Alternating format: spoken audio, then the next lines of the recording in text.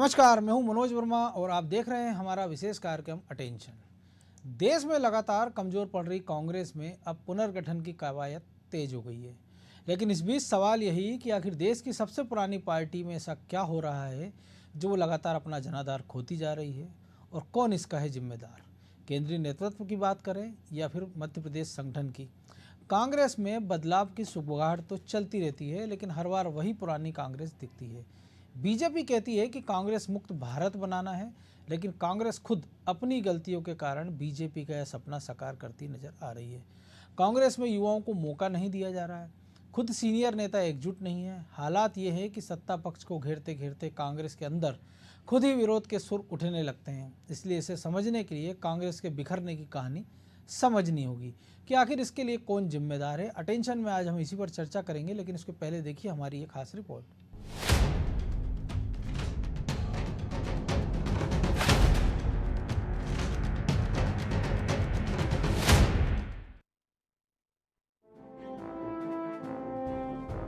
1946 में एक किताब छपी, नाम था the discovery of India. Hindi में इसे भारत एक खोज के नाम से जाना गया। इस किताब को उस वक्त के कांग्रेस के कद्दावर नेता पंडित जवाहरलाल नेहरू ने लिखा था। तब कांग्रेस आजादी की लड़ाई का दूसरा नाम बन गई थी, लेकिन आजादी के 74 साल में ही देश की ग्रैंड ओल्ड पार्टी कांग्रेस खुद एक खोज बनकर रह गई है। पहले जनाधार खिसका और अब हालात ऐसे हो गए हैं कि 135 साल पुरानी ऐतिहासिक पार्टी इतिहास बनती जा रही है। अब सवाल है कि नेहरू, इंदिरा और राजीव गांधी की विरासत वाली पार्टी की खस्ता हालत के लिए जिम्मेदार कौन है? राहुल गांधी या फिर कोई और? जवाब मुश्किल है, लेकिन देश के लोकतंत्र के लिए ये जानना जरूरी है, कांग्रेस क्यों और कैसे इतनी कमजोर हो गई। क्योंकि स्वस्थ लोकतंत्र के लिए दमदार विपक्ष का होना बहुत जरूरी है। ये जिम्मेदारी the great grand old party Congress पर है, जिसे निभाने में वो नाकाम रही। इसलिए इसे समझाने के लिए कांग्रेस के बिखरने की कहानी समझनी होगी कि आखिर इसके लिए जिम्मेदार कौन है।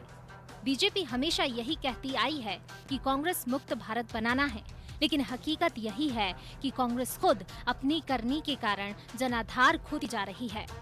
महंगाई हो या किसान या फिर कोई और मुद्दा, कांग्रेस के नेता कभी एकजुट नहीं दिखे। केंद्रीय नेतृत्व में कभी गांधी परिवार से आगे बदलाव नहीं हुआ। युवाओं को ज्यादा मौका नहीं देना भी कांग्रेस के कमजोर होने की अहम कड़ी है। मध्य प्रदेश में भी बुजुर्ग नेताओं के हाथों में कांग्रेस की कमान है। प्रदेश अध्यक्ष हो या नेता प्रतिपक्ष, कमलनाथ सभी अहम पदों को अकेला संभाल रहे हैं। यहाँ तक कि दिल्ली दरबार में भी उनका दखल मजबूत हो रहा है। 2018 से कमलनाथ ने प्रदेश कांग्रेस की कमान संभाल रखी है, लेकिन पार्टी के अंदर कुछ नया देखने को नहीं मिला। कमलनाथ दिल्ली जाते हैं, ममता बनर्जी से मुलाकात करते हैं। खबर आती है कि कमलनाथ समन्वय स्थापित कर रहे हैं। अब वो नेता क्या समन्वय स्थापित करेगा जो प्रदेश में अपनी पार्टी के नेताओं के साथ समन्वय स्थापित नहीं कर पाया हो, जिसके चलते सत्ता तक हाथ से निकल गई। 2018 के बाद से कांग्रेस की हालत खस्ता होती गई, लेकिन इस दौरान बीजेपी संगठन लगातार मजबूत होता गया। सीएम शिवराज ने भी कमलनाथ पर तंज कसकर यही जताने की कोशिश की है। आज मैं कमलनाथ जी से कहना चाहता हूं, पूर्व प्रधानमंत्री स्वर्गीय श्री राजीव गांधी जी को वो श्रद्धा के सुमन अर्पित कर रहे हैं। वे एक संकल्प भी ले लें कि केवल ट्विटर की राजनीति नहीं करेंगे, जमीन के रह के भी हम जनता के बीच राजनीति करने का काम करेंगे। केवल ट्विटर से पार्टी नहीं चलती और ट्विटर से राजनीति भी नहीं चलती। अब एक बार फिर कांग्रेस में पुनर्गठन की अटकलें तेज हो गई हैं, जिसके चलते भोपाल से लेकर दिल्ली तक बैठकों का दौर जारी है। लेकिन इस बीच सवाल यही है कि क्या इस बार नई कांग्रेस उभर कर सामने आएगी? कि नए स्वरूप में कांग्रेस को ज़रूर लाना है और कमलनाथ जी इस ओर प्रयासरत हैं। जैसे ही दिल्ली का मामला क्लियर होता है, राहुल जी जो अपने अध्यक्ष पद पर अगर निर्णय लेते हैं, तो दिल्ली से जब ये चीज़ें होंगी तो राज्यों में भी इसका प्रभाव आपको देखने को मिलेगा। लेकिन कमलनाथ जी के नेतृत्व में एक नए स्वरूप में हमको कांग्रेस को लाना है, इस बात के लिए कमलनाथ जी बड़ी तेज़ी से प्रयासरत हैं। सोचिए, ये वही पार्टी थी जिसे इमरजेंसी के साये में भी 1977 में 154 सीटों पर जीत मिली और 34.52% वोट मिले।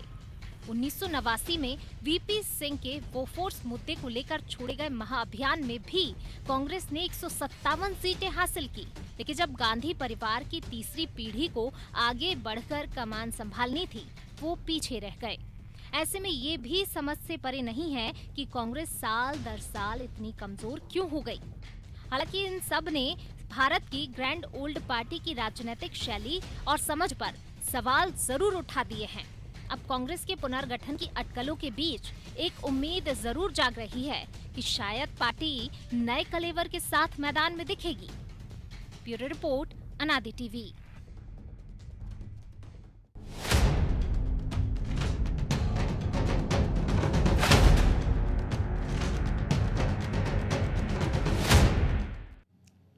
तो कांग्रेस की इसी कसमसाहट को समझेंगे वरिष्ठ पत्रकार प्रकाश हिंदुस्तानी और अनादि टीवी के ब्यूरो हेड ब्रजेश चौकसे के साथ। प्रकाश जी, बहुत स्वागत है आपका अनादि टीवी पर। सबसे पहले शुरुआत आपसे ही, चूंकि राजीव गांधी को पूरी कांग्रेस या हम पूरा देश भी जानता है कि कंप्यूटर क्रांति के जनक थे इस देश में। आज उनकी 77वीं जयंती भी थी और ऐसे में जो शिवराज की नसीहत है कि ट्विटर से पार्टी नहीं चलती है, ट्विटर से हटकर ज़मीनी राजनीति करें, तो क्या कांग्रेस के लिए एक संदेश, वो वाकई में सच्चाई के पास भी उनका ये कथन मुख्यमंत्री का? मनोज जी, इसमें दो मत नहीं कि मुख्यमंत्री ने जो कुछ कहा है बिल्कुल सच कहा है। राजनीतिक पार्टियां सड़क से चलती हैं, ट्विटर से नहीं। सड़कों पर चलने वाले आंदोलनों से चलती हैं, संगठन से चलती है, और संगठनों की जनता से क्या तालमेल है, संगठन का जनता से तालमेल क्या है, इस पर चलता है। बिल्कुल। इस तरह से ट्विटर के भरोसे और घर बैठकर और पार्ट टाइम राजनीति करके कोई संगठन आगे नहीं बढ़ सकता। और कांग्रेस की लगातार शने शने जो पतन हो रहा है वो इसीलिए हो रहा है कि कांग्रेस जनता से कटती जा रही है और सारा कार्यकर्ता वर्ग शीर्ष की ओर देखता है, शिखर पे देखता है कि शिखर की गंगोत्री से गंगा निकले और वे लोग उसका आचमन करें। बीजेपी में इसका उल्टा है। बीजेपी कार्यकर्ता को ध्यान में रखती है, कार्यकर्ताओं को इकट्ठा करती है, कार्यकर्ताओं को प्रेरित करती है और संगठन पर बहुत ज्यादा ध्यान दे रही है बीजेपी। और वे सभी पार्टियां जो संगठन पर ध्यान देती हैं वो आगे बढ़ रही हैं। इसलिए लगता है कि कांग्रेस इस तरह तो अपने अंत के करीब है। अगर वो बदले नहीं, अगर कांग्रेस ने अपनी रीति नीति नहीं बदली, अपना ढर्रा नहीं बदला, तो कांग्रेस का भविष्य उज्जवल बिल्कुल भी नहीं है। मनोज जी, आपने गंगोत्री की बात की और आचमन की, तो आपको नहीं लग रहा कि जब जैसे जो मूल गंगा है उसमें गंगोत्री से जब वो निकलती, नीचे आते आते तक कई सारे नाले, सीवेज, इसके साथ साथ कई सारे उस पर डैम भी बन गए हैं जो उसका प्रवाह रोक रहे हैं। तो ऐसे बहुत सारे डैम कांग्रेस के अंदर हैं, चाहे वो G23 में देख लीजिए आप, या मध्य प्रदेश की राजनीति में, तमाम सारे राज्यों में, कि जो सत्ता का जो आचमन करना चाहिए कार्यकर्ताओं को, वो वहाँ तक पहुँचने ही नहीं देते हैं। ना उस कांग्रेस को पहुँचने दे रहे हैं, ना उसके आचमन लायक उसको छोड़ रहे हैं कई जगह। तो वही स्थिति बिहार, उत्तर प्रदेश की करें बात, तो कांग्रेस आचमन लायक नहीं बची है और पश्चिम बंगाल में इतनी साफ हो गई है वो कि जरूरत ही नहीं पड़ रही वहाँ। जी, आपने बिल्कुल सही बात कही मनोज जी। जिस तरह गंगा में नहरें निकाली गई है, कांग्रेस पार्टी में भी कई नहरें हैं। कोई नहर कहीं से कहीं जाती है, कोई महाराष्ट्र में है, कोई राजस्थान में है, कोई छत्तीसगढ़ में है, और गंगा के मूल स्वरूप की तरफ किसी का ध्यान नहीं है। तो ये दुर्भाग्यपूर्ण है। लेकिन कांग्रेस के जो आला कमान है, कांग्रेस हाई कमान है, वो उसे दिल्ली की ही चिंता रही। जबकि आप देखिए, जब अमित शाह बीजेपी के अध्यक्ष थे तब उन्होंने कहा था कि हम चाहते हैं कि बीजेपी न केवल राज्यसभा और लोकसभा में बहुमत में आए, बल्कि हम चाहते हैं कि ग्राम पंचायत स्तर पर बीजेपी सत्ता में आए, बीजेपी आगे रहे, सत्ता की भागीदारी करे। तो वो जज्बा कांग्रेस में नहीं है।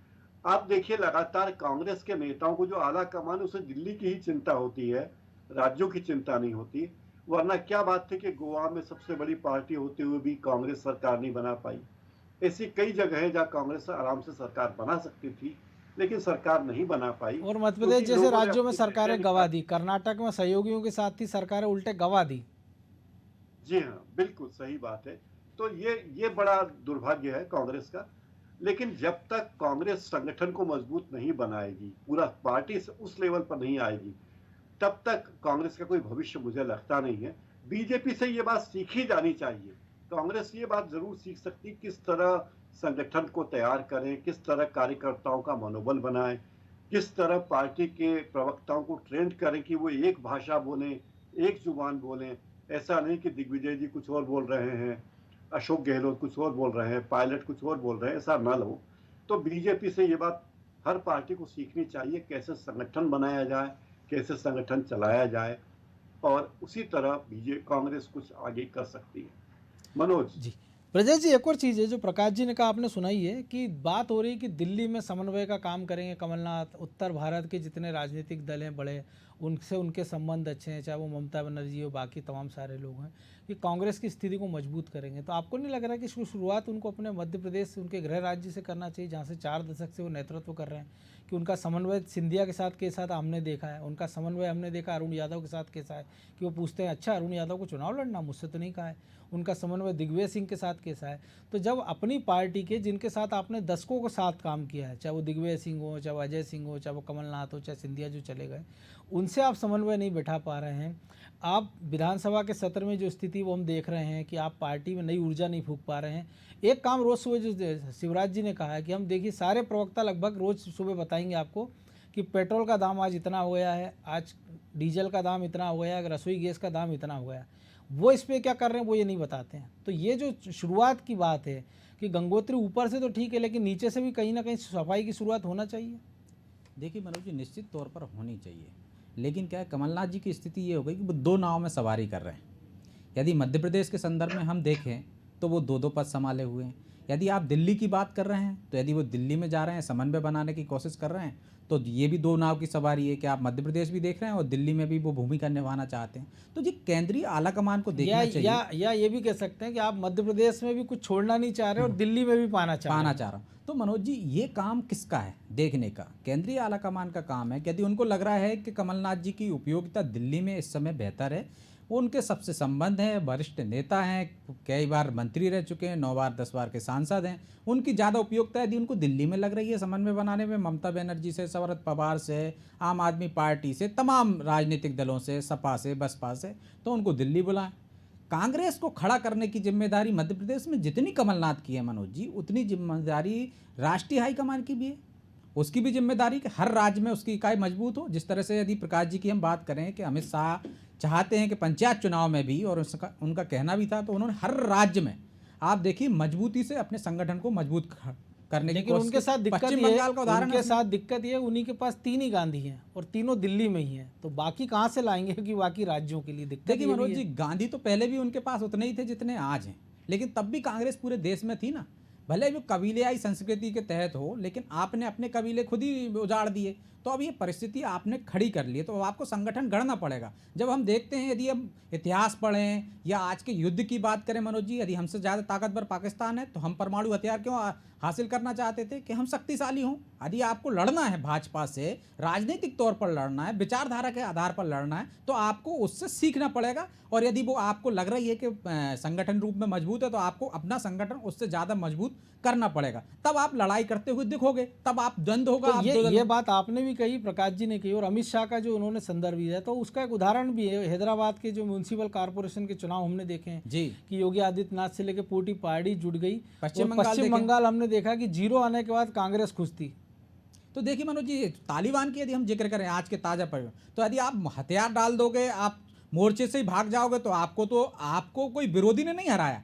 ये स्थिति जो कांग्रेस की आज है वो भाजपा ने नहीं की है। मुझे लगता है कि ये कांग्रेस ने खुद की है। कांग्रेस लड़ने के लिए तैयार नहीं है, वो उस तरह से तैयार होने के लिए तैयार नहीं है, जनता के बीच जाने के लिए तैयार नहीं है। वो कदम हर आज मुद्दे को तो उसी संदर्भ में अगर बात करें तो कांग्रेस में भी एक ऐसा उपराष्ट्रपति चाहिए अफगानिस्तान जैसा, जो खुद को राष्ट्रपति घोषित कर दे और ये बताए कि मैं लड़ने को तैयार हूँ। निश्चित तौर पर मनोज जी, कम से कम ये हिम्मत तो दिखाएं। कांग्रेस के टूटने की कगार देख लीजिए आप, कांग्रेस से टूट के ममता बनर्जी पश्चिम बंगाल में मजबूत है, शरद पवार महाराष्ट्र में मजबूर है।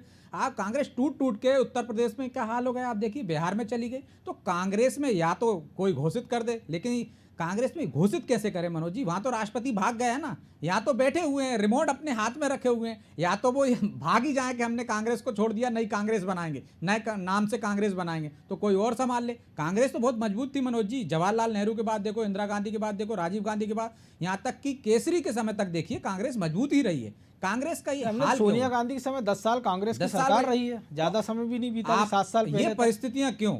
तो ये कांग्रेस को आत्ममंथन करना चाहिए। निश्चित तौर पे जो दो नाव की सवारी दिल्ली से मध्य प्रदेश तक हो रही है, अब तक मध्य प्रदेश आपको देखिए 2018 में हम जिस स्थिति में कांग्रेस को देखते थे, आज भी 3 साल बाद हम उस स्थिति में देख रहे हैं। आप हारने के बाद, सत्ता गंवाने के बाद भी नहीं संभले, तो आगे 2 साल में आप क्या कर लोगे कि लड़ाई के मैदान में आप उतर जाओ? आपको लड़ाई बड़ा सवाल है प्रकाश जी, क्या करेगी कांग्रेस 2 साल के लिए? क्या रोड मैप होना चाहिए? क्योंकि हम देख रहे हैं लगातार, हमने कई बार इस कार्यक्रम में इसका जिक्र किया है कि कांग्रेस के पास कई सारे मौके होते हैं। जैसे जब सिंधिया के नेतृत्व में बगावत हुई, तब उनको ये पता था कि इतनी सीटों पर उपचुनाव होंगे, लेकिन जब वो प्रत्याशी चयन में आखिरी समय तक इंतजार करते रहे। अब जबकि ये पता है कि 3 विधानसभा और 1 लोकसभा सीट पर चुनाव होना है, अरुण यादव एक बेहतर उम्मीदवार हो सकते हैं खंडवा से, या कांग्रेस का अंदरूनी मामला वो जिसको भी करें, लेकिन वो अभी से घोषित कर सकती थी, जोबट में कर सकती है, पृथ्वीपुर में आपको पता है कि अगर ब्रजेंद्र सिंह राठौर के बेटे को टिकट देना है तो आप घोषित कर दीजिए, तो आपको एक तैयारियों के लिए समय मिले, कार्यकर्ताओं को जुड़ने का समय मिले, या आप ऐसे नए चेहरे ले आइए कि कम से कम ठीक है आप इस चुनाव में हारिए, हम अगली बार फिर आपको मौका देंगे। लेकिन आप वो भी नहीं कर रहे, आप इंतजार करते हैं। आप कहते हैं कि पैराशूट उम्मीदवार नहीं चलेगा, उसके बाद फिर पैराशूट उम्मीदवार आप उसी बीजेपी से तोड़ लाते हैं, उसी बीजेपी से वो लोग ले आते हैं वापस, आप जो कांग्रेस छोड़कर गए थे, इन मौके पर धोखा देते हैं आपको, फिर आप वापस उनको लाते हैं, टिकट देते हैं, कुछ जीत जाते हैं, कुछ हार जाते हैं। और 2023 की आप बात करते हैं, लौट के आ रहे हैं, तो तैयारी तो कुछ करते ही नजर नहीं आते। आज से जुट जाइए आप, निश्चित तौर पर पब्लिक आपके साथ देगी। जी प्रकाश जी। ब्रजेश जी और मनोज जी, मुझे लगता है कि कमलनाथ जिम्मेदारी से भाग रहे हैं। वो दोहरी जिम्मेदारी निभाना नहीं चाहते। उन्हें लगता है कि देखिए मध्य प्रदेश में तो सरकार गई और दिल्ली में आएगी, इसकी कोई संभावना उन्हें फिलहाल तो नजर आती नहीं है। तो मुझे लगता है जिम्मेदारियों से भाग रहे हैं वो। पूरी ताकत मध्य प्रदेश में लगाना नहीं चाहते। दिल्ली में उनको कोई लगाने नहीं देगा, क्योंकि जैसी दिल्ली में वो ताकत लगाएंगे तो 1984 के दंगों का भूत उनके सिर पर आ जाएगा, तो वे वहां कुछ कर नहीं सकते, तो मुसीबत में है। अब ले देकर उनको यह है कि उनके जख्म इतने गहरे हैं, इतने गहरे जख्म जो ज्योतिरादित्य सिंधिया ने उन्हें दिए हैं, कि वो रह रह के एक ही बात कहते हैं कि गद्दार, धोखेबाज, दल बदलू। इसके अलावा कोई भाषा देखिए, कोई ऐसी बात उनके पास नहीं है। लेकिन एक बात दोनों मेरे मित्रों से कहना चाहूंगा, मनोज जी और विदेश जी, कि कांग्रेस के लिए सुनहरा अवसर है, क्योंकि देश में इतनी महंगाई कभी नहीं रही, इतनी बेरोजगारी कभी नहीं रही, पेट्रोल डीजल के भाव इतने कभी नहीं रहे, आम आदमी इतना परेशान कभी नहीं रहा। त्योहार है लेकिन त्योहार लग नहीं रहे हैं, आदमी के पास संसाधन नहीं है, हर मोहल्ले में दर्जनों बोर्ड लगे, मकान किराए पे देना है, मकान बेचना है, दुकान बेचना है। इंदौर का तो यही हाल है कम से कम। बिल्कुल, लगभग सभी दूर की स्थिति है, बिल्कुल नहीं पा रही है। और उसके बाद भी वित्त मंत्री ये कह रही हैं कि पेट्रोल डीजल के दाम कम नहीं करेंगे, और उसके बाद भी एक भी प्रतिक्रिया नहीं आती सड़क पर। और प्रतिक्रिया आती तो ट्विटर पर आती है, मैदान में आती नहीं है। जब तक विपक्षी पार्टी का काम है सरकार से। लेकिन प्रकाश जी उसी ट्विटर को वो कहते हैं कि वो एक पक्षीय है, मतलब वो स्वतंत्र नहीं है, लोकतांत्रिक नहीं है, उसी ट्विटर पे आरोप लगाते हैं और उसी की लड़ाई लड़ रहे हैं। जी हाँ, तो ये बड़ा दुर्भाग्यपूर्ण है कि जो कांग्रेस पार्टी जिसने आजादी की लड़ाई इतनी लंबी लड़ी, जिसने आजादी की लड़ाई की रूपरेखा लड़ी, आजादी के बाद जिस कांग्रेस पार्टी ने देश के विकास की बड़ी भूमिका बनाई, इंफ्रास्ट्रक्चर तैयार किया, जो अभी इतने सशक्त होने के बाद भी प्रधानमंत्री नहीं कर पा रहे इंफ्रास्ट्रक्चर पर उतना काम, उतना कांग्रेस ने किया है। जब पूरी दुनिया में आर्थिक बदहाली थी 2008 के दौरान, तब हमने बर्बादी को रोका है, हम सबसे अच्छी स्थिति में रहे। लेकिन अब कांग्रेस विपक्ष की भूमिका नहीं निभा पा रही। तो मुझे ये लगता है कि कांग्रेस को लगता है कि उसका जन्म राज करने के लिए हुआ है, विपक्ष में जाने के लिए नहीं। और बीजेपी के साथ बात है कि बीजेपी हमेशा विपक्ष से, विरोध से, आंदोलन से उठी है, तो सरकार में आने के बाद भी उसे आंदोलनों की, जन आंदोलनों की, जनता से जुड़ने की, यात्राएं निकालने की आदत पड़ी हुई है। तो किसी न किसी बहाने वो लोगों से जुड़ी रहती है। तो क्या आपको नहीं जितनी लग रहा उसका शक्ति एक कारण ये भी हो सकता है, उनको ये लगता है कि क्योंकि मध्य प्रदेश में कोई विकल्प नहीं है तीसरा, जैसे हमने छत्तीसगढ़ में देखा कि रमन सिंह बहुत पॉपुलर थे आदिवासियों के बीच, चौर वाले बाबा। हमने राजस्थान में तो खैर हमने परंपरा देखी हर 5 साल में सरकारें बदल जाती है। तो ये जो दो नतीजे आए मध्य प्रदेश के और छत्तीसगढ़ के, शायद कांग्रेसियों को ये लगा कि अब तो ठीक है विकल्प तो है नहीं, अगर बीजेपी से लोग इतना नाराज़ हो जाएंगे कि वो हमारे दरवाजे पर आएंगे, घंटी बजाएंगे, कहेंगे भाई साहब आपको हमने विधायक चुन लिया, सांसद चुन लिया, आइए मंत्री बन जाइए, सरकार चलाइए। जी हाँ, कांग्रेस को लगता है कि ऐसे ही कोई दिन आएगा जो कभी आने वाला नहीं है। दूसरी बात यह है कि आप लगातार देखिए, एक दमोह के उपचुनाव से इतने उत्साहित होने की जरूरत नहीं है, बिल्कुल, क्योंकि अभी चुनाव होने में समय है। आप सोचे कि जनता खुद फैसला कर लेगी तो ये होने वाला नहीं है। बीजेपी से कांग्रेस सीख सकती है कि संगठन को कैसे चलाया जाए, संगठन में किस तरह चार्ज रखा जाए अपने सब कार्यकर्ताओं की, वो हौसला बुलंद रखें, विपरीत परिस्थितियों में भी काम करते रहें। और कांग्रेस को तो और करने की जरूरत इसलिए कि कांग्रेस के पास पैसा नहीं है, कांग्रेस के पास उतना बड़ा संगठन, कार्यकर्ता घर घर नहीं है। अब वो कार्यकर्ता तो कहीं किसी पार्टी में बचे नहीं है, सब कार्यकर्ता के नाम पर वॉलंटियर्स खरीदने पड़ते हैं, भीड़ इकट्ठी करनी पड़ती है, बिल्कुल। पैसा खर्च करना पड़ता है। तो इस बात को भी कांग्रेस जानते कि ये नहीं है, लेकिन अब भी ये नहीं जाग रहे हैं। तो मुझे लगता है कि जो दशा इनकी अभी हुई है उससे बुरी दशा होने के लिए इनको तैयार रहना चाहिए कांग्रेस को, क्योंकि अगर वो तैयार नहीं है, लड़ने के लिए तैयार नहीं, तो उन्हें भारी पराजय के लिए तैयार रहना चाहिए। जैसा कि आपने कहा कि तालिबान के डर से अफगानिस्तान की सेना हथियार ही नहीं उठा रही है, सरेंडर किया हुआ, तो बिल्कुल यही स्थिति है। कांग्रेस पूरी तरह से सरेंडर किए हुए है, उसके पास भले ही हथियार कितने भी हों, पुराने हथियार हों, लेकिन वो उसका उपयोग नहीं कर पा रही। मनोज जी, क्योंकि एक ब्रिटिश कहावत भी है कि अगर 100 भेड़ों का नेतृत्व एक शेर करेगा तो वो भेड़ें शेर की तरह लड़ती हैं, और अगर 100 शेर का नेतृत्व एक भेड़ करे तो वो शेर भी भेड़ की तरह लड़ते हैं। शायद उस स्थिति में कांग्रेस अभी है। तो ब्रजेश जी, मध्य प्रदेश के संदर्भ में भी बात करें कि स्थितियाँ बुरी होती जा रही हैं, तो आपको नहीं लग रहा पूरे देश की या प्रदेश के हित में भी कि अगर अच्छा सशक्त विपक्ष नहीं है तो फिर जनता के साथ दिक्कतें होती है। लेकिन मध्य प्रदेश तो में अगर बात करें तो देश का सबसे मजबूत विपक्ष यहाँ है संख्या बल के आधार पर अगर देखें, और उसके बाद अगर कांग्रेस लड़ाई नहीं लड़ पा रही है तो फिर उम्मीद क्या करें, जनता के पास क्या विकल्प है? देखिए मनोज जी, जनता के पास फिलहाल तो हर 5 साल में विकल्प आता है, लेकिन जिस तरह से हम देखेंगे मध्य प्रदेश में तो विकल्प तो कांग्रेस ही बचती है। यदि वो भाजपा सरकार से नाराज होती है तो तीसरा विकल्प यहाँ कुछ दिखता नहीं है। तो आप देखिए कि जब यदि आपके पास सब कुछ है, मजबूत विपक्ष है, निश्चित तौर पर पूरे देश में सबसे मजबूत विपक्ष है, सरकार में रहा है, कुछ अंकों के अंतर से सरकार से बाहर है, लेकिन नेतृत्व भी तो आपको मजबूत चाहिए। जो आपने कहा ना, भेड़ों का नेतृत्व, यदि आपको नेतृत्व कांग्रेस का मजबूत मिल जाए, लड़ाई लड़ने वाला दिख जाए, इससे कमजोर विपक्ष भी हमने देखा, कम संख्या वाला विपक्ष भी हमने देखा। लेकिन मनोज जी, इसी मध्य प्रदेश में देखा है, अजय सिंह राहुल नेता प्रतिपक्ष थे, कमजोर कहें या हम उसको कम संख्या वाला कह सकते हैं। तो देखिए आप किस तरह से उन्होंने सरकार को नाक में दम कर रखा था, अविश्वास प्रस्ताव लाके, भले ही वो बाद में उन्हीं के पार्टी में टूट होने के कारण वो ना हो पाए हो सफल, लेकिन एक विपक्ष की जिम्मेदारी तो निभा रहे थे। आज आपके पास मजबूत विपक्ष है। उस बगावत का कारण भी अविश्वास था कि अगर आपका उपनेता नेता के बारे में कहे कि मुझे अपने नेता में विश्वास नहीं है। तो देखिए मनोज जी, कांग्रेस अभी है मध्य प्रदेश में और कांग्रेस रहेगी, बस उसको एक दिशा देने की, उसके कार्यकर्ताओं को एक दिशा देने की जरूरत है, काम देने की जरूरत है। कांग्रेस अध्यक्ष चाहे, नेता प्रतिपक्ष चाहे, या जिसको भी नया परिवर्तन की जो हम उम्मीद कर रहे हैं, एक मजबूत विपक्ष तो है ही, हमें चाहते हैं कि पूरे देश में ही विपक्ष की भूमिका कांग्रेस मजबूती से निभाए, लड़ाई लड़ते हुए दिखे, पूरे देश में उसके कार्यकर्ता हैं। इस मध्य प्रदेश में भी मनोज जी हमने कांग्रेस को सने सने कमजोर होते हुए, खत्म होते हुए देखा है। एक समय तक ग्रामीण क्षेत्रों में कांग्रेस के झंडे लहराए जाते थे, आप आदिवासी इलाके हैं, आदिवासी इलाकों में मजबूत थे, बिल्कुल। आपने क्यों जनाधार खोया? आपको उस पर मंथन करना चाहिए, उन जो कमियां हैं, जो आपकी कमजोरियां हैं, उनको दूर करना चाहिए और लड़ाई के लिए तैयार रहना चाहिए, ताकि आप 2023 तो की जो वो बात ये कर दोनों काम कर रहे हैं, वो मंथन इस बात का कर रहे हैं कि कमजोरी कैसे बनी रहे, और लड़ाई के लिए तो हमेशा तत्पर रहते हैं कि कोई आगे बढ़ा तो दूसरा तैयार तो है। मनोज जी वो अपने ही पाले में गोल करते हैं, इसलिए हर बार मैदान में हार जाते हैं। जैसे प्रकाश जी ने कहा कि अब चलो बीती बात बिसार दो वाली स्थिति में आइए, आप निराशा से उभरिए। यदि ज्योतिरादित्य सिंधिया आपको छोड़ के चले गए, आपकी सरकार गिर गए, तो आप खड़े हुए ना।